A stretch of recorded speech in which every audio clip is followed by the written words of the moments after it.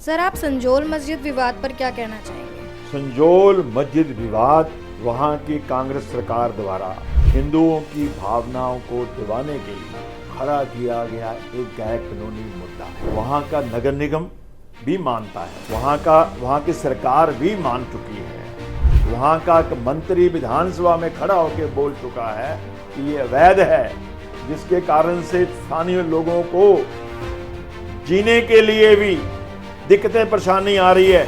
माताओं बहनों के साथ जातियां हो रही हैं, लोगों का आना जाना बहुत मुश्किल हो रखा है। ये जो मस्जिद है, ये छोटी सी मस्जिद को 5 मंजिला मस्जिद बना दी, जबकि वहाँ का जो नियम कहता है कोई बिल्डिंग 2.5 मंजिला बन सकती है, कोई 5 मंजिला मस्जिद कैसे होगी।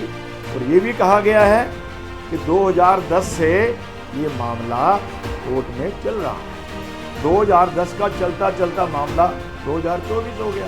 वहाँ का सिस्टम, वहाँ की सरकार क्या कर रही है? खुलेआम मुसलमानों को बढ़ावा दे रही है, हिंदुओं को दबा रही है। लेकिन आपको नहीं लगता कि हिंदू इस बात को कुछ ज्यादा ही बढ़ा रहे हैं? देखिए, जिसको लगती है वो जाने। जब वहाँ रहने वाली मेरी बहन बेटियों के साथ, मेरी बच्चियों के साथ जातियाँ हो रही हैं, अन्याय हो रही हैं, ये वहाँ पर आते जाते फतवे कस रहे हैं, अपने घरों में आने जाना, स्कूल में, बाजार में आने जाना दुश्वार हो रहा है, तो उसका विरोध तो होना ही चाहिए।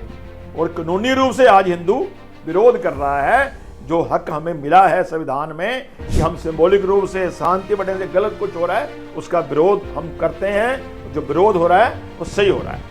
लेकिन मुसलमान तो कह रहे हैं कि 1947 से ये मस्जिद थी यहाँ पर। 1947 में छोटी सी एक मजार टाइप थी, आज 5 मंजिला कैसे? किसकी परमिशन से ली? जगह कहाँ से आई? कितना बड़ा स्थान कैसे बन गया? ये सारे के सारी जगह घेर करके सरकारी जमीन को कब्जा करके उसके ऊपर बनाई जा रही है, जिस कारण से हिंदू आज सड़कों पर आए हैं। लोग अयोध्या की मस्जिद को, बाबरी मस्जिद को और संजोल की मस्जिद को कंपेयर कर रहे हैं, इस पे आप क्या कहेंगे? देखिए, अयोध्या की जो हमारी राम जन्मभूमि स्थान के ऊपर तथाकथित बाबरी ढांचा बनाया गया था, वो भी हमारे हिंदुओं की राम जन्मभूमि के ऊपर बनाया गया। तो आज ये बनाया गया, चाहे वो हमारा धार्मिक स्थल नहीं है, मगर सरकारी स्थान तो है। सरकारी स्थान को ऊपर कब्जा करके इतनी बड़ी मस्जिद बनाई जा रही है।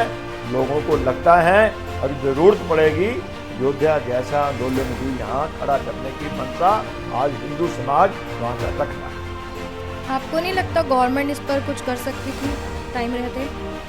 गवर्नमेंट अगर करती तो शायद वहाँ का एक मंत्री अनिरुद्ध खड़ा होके गवर्नमेंट के खिलाफ नहीं बोलता। तो गवर्नमेंट का कहीं ना कहीं उनके प्रति झुकाव है। गवर्नमेंट वहाँ की मुसलमानों को खुश रखना चाहती है, जैसा कि नेशनल लेवल पे भी आज मुसलमानों को खुश करने के लिए खुलेआम सारे हथकंडे अपनाए जा रहे हैं। और जिसका जीता जागता परिणाम हम देख रहे हैं कि 1995 का जो वक्फ बोर्ड का एक्ट है, जिसको केंद्र सरकार समाप्त करने की अगर बात कर रही है, तो इन सब ने उसका विरोध किया। जबकि हमें जानकारियां मिली हैं कि 1995 से पहले वक्फ बोर्ड के पास मात्र 400 एकड़ लैंड थी, आज वो 900 एकड़ होगी। इतनी बड़ी लैंड कहां से आ गई?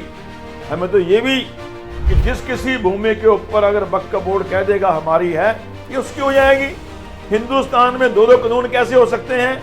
हिंदुस्तान में संविधान से देश चलना है और चलना चाहिए, मगर आज संविधान की धज्जियां उड़ा करके मुसलमानों को खुश करने के लिए लगता है हिंदुस्तान में भी एक और बांग्लादेश बनाने की साजिश रची जा रही है। मगर मेरा कहना है कि देश का हिंदू समाज अब जागृत हो चुका है, खड़ा हो चुका है।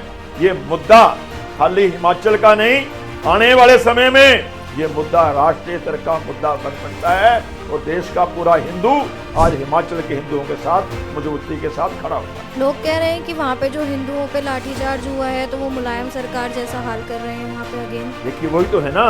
मुलायम ने 1990 में ऐसे कार से गोलियां चलवाई थी। हम कह रहे थे हमारी राम जन्मभूमि है, आज वही हो रहा है। जो लोग इस अवैध निर्माण का विरोध कर रहे हैं, वो कोर्ट में भी मामला चल रहा है, कोर्ट ने भी कहा यह गलत है, मगर अवैध निर्माण तो हटना ही चाहिए।